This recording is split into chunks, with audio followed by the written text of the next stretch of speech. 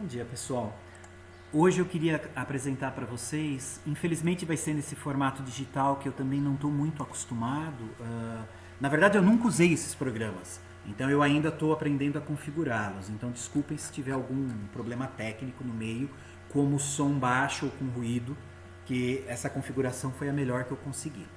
O jogo que a gente vai jogar aqui vai ser o Darkness Rising, tá?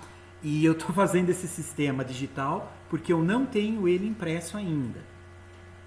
Eu ainda estou com muito problema para conseguir imprimir aqui na minha cidade com uma qualidade mínima. Então eu acabo aguardando mais tempo. Esse está na fila. O Darkness Rising ele é do Nash Idaho. Acredito que a pronúncia seja essa. Ele é um jogo print and play solo, tá? Ele leva na faixa de 15 a 25 minutos para ser jogado. E realmente, pelos testes que eu fiz, é isso mesmo. Ele dá na faixa aí de um pouco menos de 30 minutos para se jogar com calma. Ele tem uma arte bem legal, tá? A tradução a gente já fez, então ela está disponível lá no grupo. A gente criou um arquivo já com a impressão tanto com tinta ou sem, então vocês podem escolher qual é a melhor para a impressora de vocês. Deixa eu tirar isso daqui. Eu vou ler um pouco do flavor da história, que na verdade é um parágrafo, só para vocês entenderem. Depois a gente começa aí o setup, que é bem rapidinho. Ranger, ou patrulheiro na tradução. Espero que esta carta o encontre rapidamente. Você deve ter ouvido os rumores de uma grande escuridão crescendo nas províncias do sul.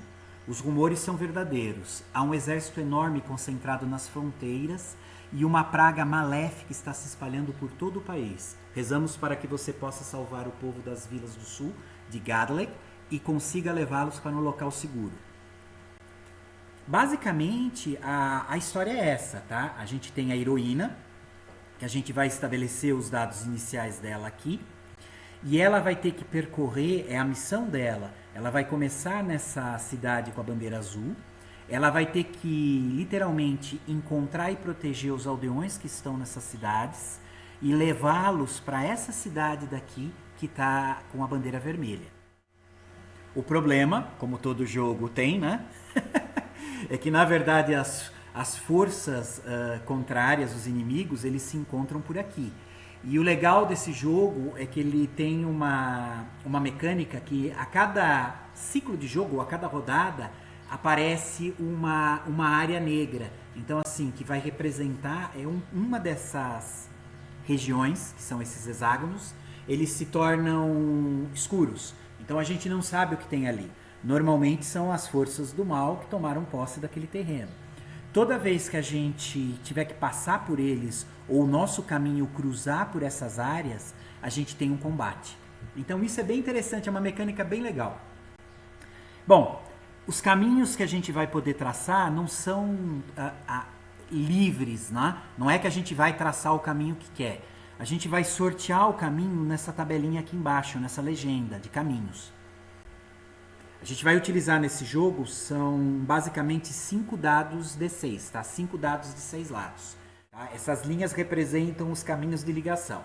Então, por exemplo, se eu começar aqui e sortear esse caminho que é a linha reta, eu vou poder manipular esse caminho, virar ele de lado, para a direita, para a esquerda, para cima, para baixo, em diagonal, inclusive espelhar ele. No caso do 2, eu posso espelhar esse caminho e jogar o caminho que está indo para a esquerda ascendente, para que ele seja para a direita ascendente. E rotacionar ele à vontade, desde que ele encaixe no hexágono que eu estou percorrendo. Bom, vamos lá para o setup, que é muito simples. Depois que vocês imprimirem a ficha, basicamente o que vocês vão fazer é colocar o status da personagem aqui. A gente vai iniciar com 4 aldeões, tá? Eu já deixei 4 marcado aqui. A gente começa com 4 de resistência, né? O que eles estão chamando aqui de estamina, mas a gente vai chamar de resistência, que ficou na tradução.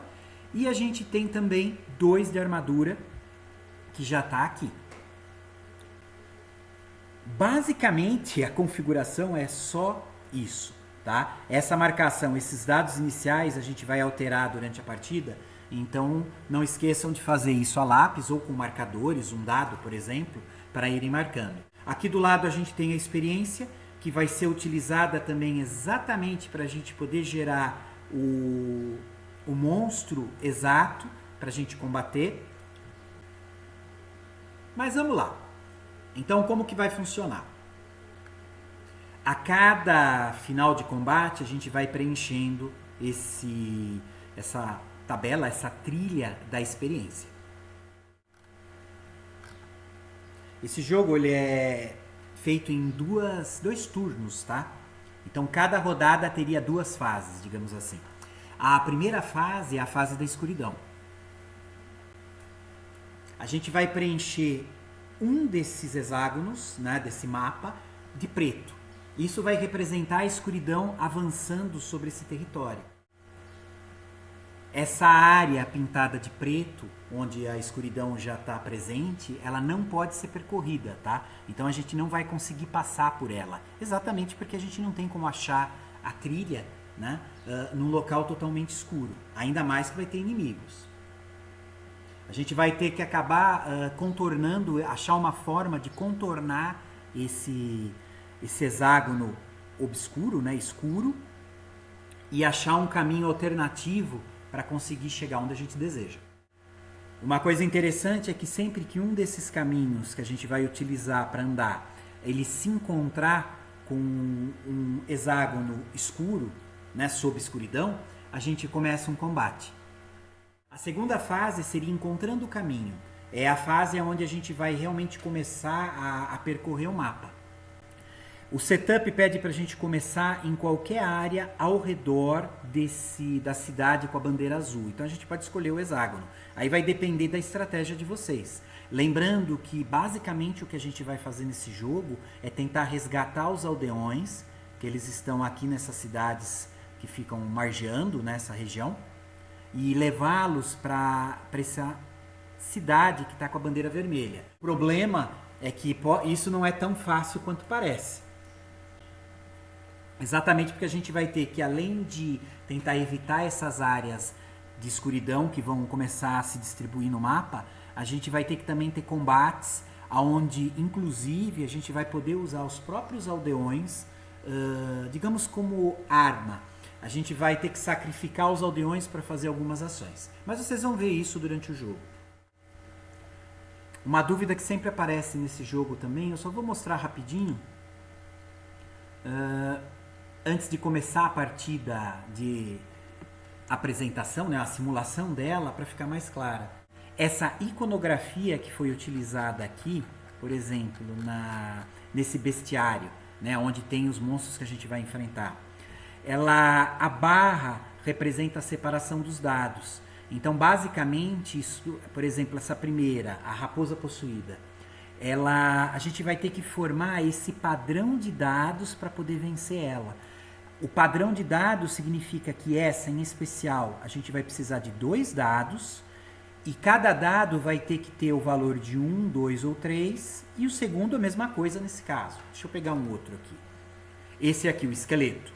O esqueleto a gente vai precisar de 3 dados e formar o padrão que o primeiro dado vai ter que ter o valor de 1 ou 2, o segundo de 3 ou 4 e o terceiro dado de 5 ou 6. Então a representação da iconografia aqui é essa. Não significa 2 dados, tá? Isso significa que este dado precisa ter a face de 1 ou 2. Que este dado, que aqui eu vou precisar de 4 dados, e que este dado vai precisar da face 5 ou 6. O outro também 5 ou 6, ó. O segundo precisa ser 1 ou 2 e o primeiro 1 ou 2. Isso gera um pouco de confusão, mas também depois que se entende isso fica muito fácil. Uma outra forma de vocês encararem isso, que para mim ajudou bastante também, é pensar nisso como uma alocação de dados. Quando a gente for rolar os dados para estabelecer os padrões, simplesmente a gente vai ter que alocar um dos dados da face em cada dado, para finalizar essa configuração. Então, se eu jogo, por exemplo, nesse caso do 6, do Orc, eu jogo 3 dados, saiu 1, 4 e 5. O 1, eu já sei que ele já fechou um padrão de um dado. Então eu coloco esse dado 1 que eu rolei aqui em cima, por exemplo, no meio. Isso significa que o padrão aqui do primeiro já foi alcançado. O 4 e o 5, ó, não existe face nos outros dois, então eu não posso locar ele aqui. Eu só fechei o primeiro dado. Agora eu vou ter que conseguir os outros dois. Mas a gente vai ver isso durante a partida. Eu quis mostrar isso antes porque é uma dúvida recorrente nesse jogo. Bom, depois que a gente rolou o dado e já sabe qual é o padrão do caminho que eu vou ter que utilizar, eu vou simplesmente pegar esse padrão e vou poder girar ele, ok? Eu posso girar, espelhar, eu faço o que eu quiser de movimento com o caminho, desde que ele encaixe no hexágono que eu escolhi para iniciar. E essa vai ser a trilha inicial. Eu vou estar utilizando sempre as duas extremidades da trilha. Uma é o começo e a outra é o final.